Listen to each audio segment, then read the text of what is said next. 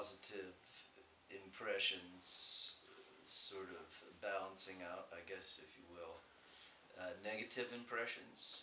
So you're saying,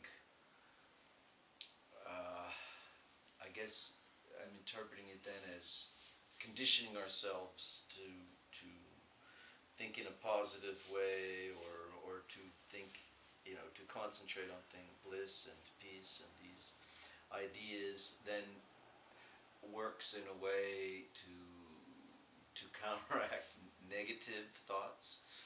Yes. And impressions or experiences. Yes. Okay. Two ways. Positive thing, neutralizes negative thing. Also, if you saturate yourself with positive, you have no room for negative to enter. See, it's a whole idea. So, we have a way to look at it. Rose plant, look at the roses or the thorns, both go together. If you look at the thorns, then you never pick up the roses. When you think about the roses, you ignore the thorns. Other way of putting is, in the garden we have good plants, vegetable plants, flowers, and then we have weeds. So nurture the plants and deprive the weeds. So that's just similar thing. Negative thing, don't dwell on it. See, you're going to fight something negative, you cannot win by fighting it. By fighting you deepen the roots. Ignore it, let it die away. Same way people say they have problem meditating. Their mind is never quiet, so they try very hard. More you try, more you will be restless. So to be free, don't fight it, ignore it. And there is a story.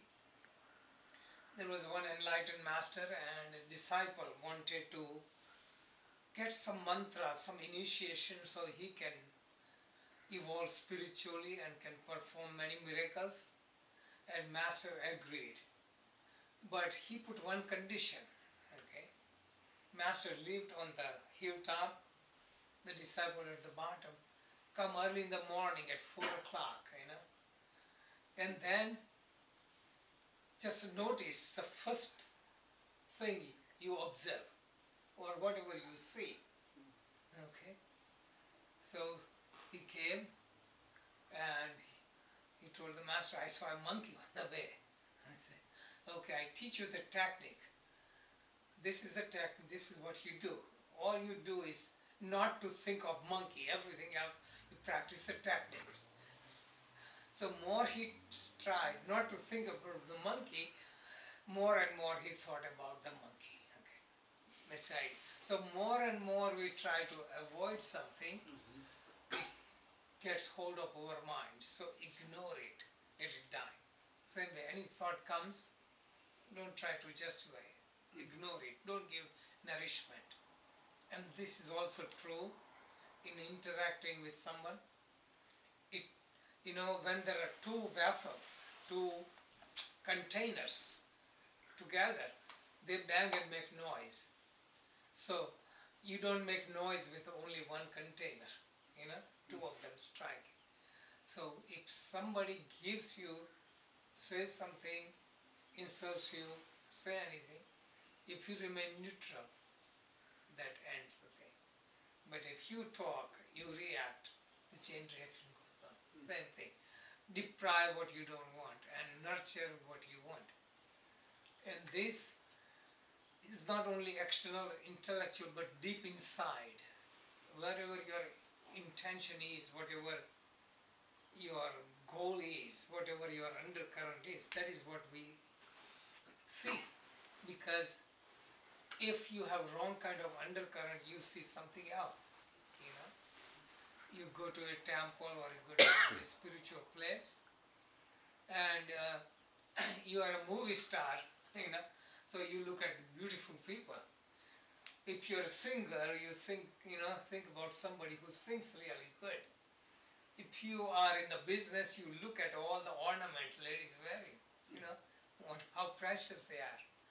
So you are into costume design, you look at people's dresses. If you're in physical fitness, you look and people share. So you go to the same place, what you collect is what you are interested in. Okay? That's just generally, we get so much into negative things and pay so much attention. And I find the people who don't succeed in life, in material life or spiritual life, because they are caught into petty things. Okay. Even if one wants to be a millionaire, very successful, simplest principle is don't get into petty things, you know. Don't get into nickels and dimes, get into $100 bills. Same thing. If you want to grow spiritually, don't worry about petty, somebody honor me, somebody insult me. No attention. Focus on something spiritual. Patanjali says 4 things, you know.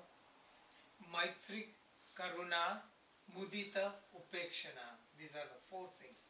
For what? Sukha, Dukkha, Punya, Apunyam. So, Sukha means happiness. Wherever you see happiness, people who are happy. Maitri means make friendship. Friendship with something which has happiness. I have in several books. It's in Patanjali Yoga Sutra. Karuna. But people are unhappy, you know. What do? You don't make friendship with them. Unhappy, you become miserable. So how you can help them and you can also protect yourself?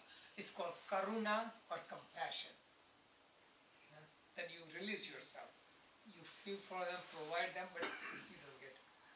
Punya, virtue. The mudita, gain joy from virtue. You know, anything virtuous, gain joy. And upekshanam means ignore or become indifferent to which is, you know, non-virtuous, evil.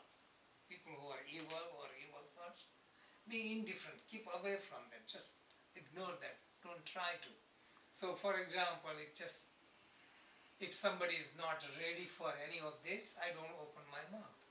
You know, I cannot even teach, they're not ready. So just ignore them. Even they insult you or do this, that, even they honor you, ignore them.